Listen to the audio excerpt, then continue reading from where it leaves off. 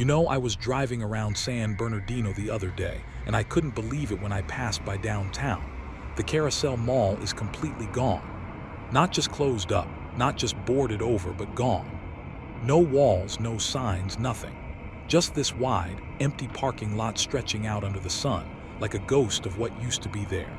And for someone my age, 60 years on this earth, it hit me harder than I expected.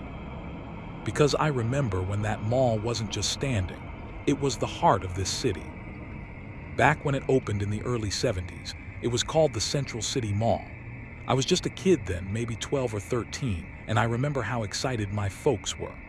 A brand new mall in San Bernardino. It felt like progress, like our town was finally catching up with the big cities. I can still see the shiny storefronts, the polished floors, the way the whole place seemed to sparkle.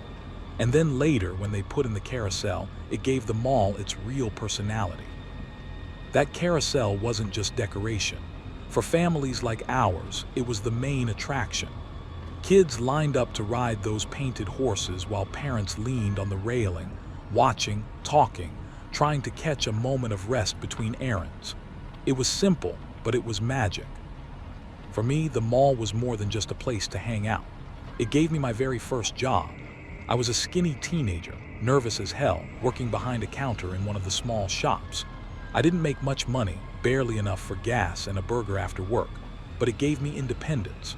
I can still smell the mix of cologne from the department stores, food court fries, and those cinnamon pretzels that everyone seemed to buy on their way out. Funny how scents stick with you for decades. That job taught me responsibility, but it also gave me friends. We'd clock out, wander the mall, maybe flirt with a girl at the record shop, then head to the arcade. For a while, that mall was my whole social life. Later, when I got married and had kids of my own, the Carousel Mall became something else, a family stop. I took my son and daughter there on weekends. I can still remember holding my daughter's hand as she begged to ride the carousel, her eyes wide with excitement. Or my son dragging me toward the toy store, practically bouncing with energy. Holidays were something special too.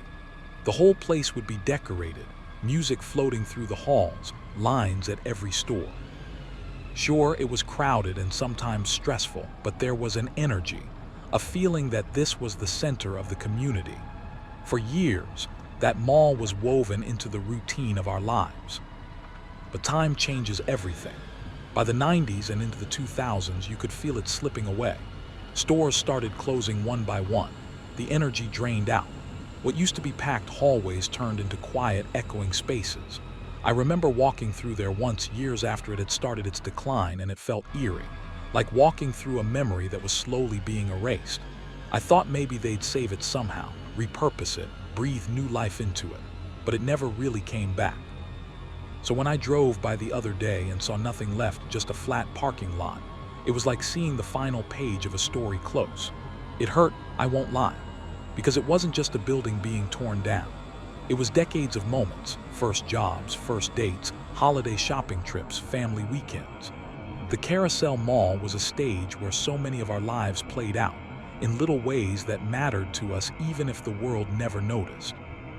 And now all of that is gone, reduced to faded lines on asphalt and memories carried by people my age. You don't realize how much a place shapes you until it disappears. But then when I turned around, I see the Regal Theatre still stood, a small, classic movie house hosting local shows and community events. Its charm reminded me of simpler times when people dressed up just to see a film. Blocks away, I passed the California Theatre, and that's when I felt something different, not loss, but hope. You see, the California Theatre has been around since the 1920s. It was one of those grand old movie palaces with chandeliers, velvet seats, and a marquee that lit up the street. I went there as a teenager, all dressed up for a Friday night show. My parents told me stories about the big stars who once performed there, and I'll never forget hearing that Will Rogers gave his very last performance on that stage before his tragic plane crash. That place has history running through its walls.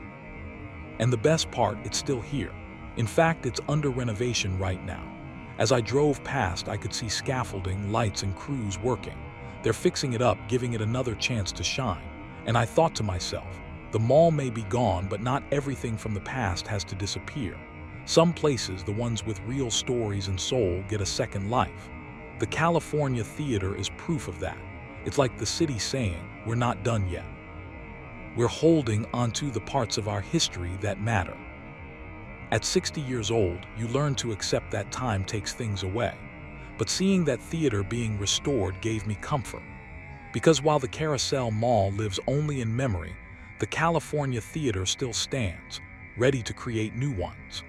And that balance of remembering what's gone and cherishing what remains, that's part of growing older and part of loving a city like San Bernardino.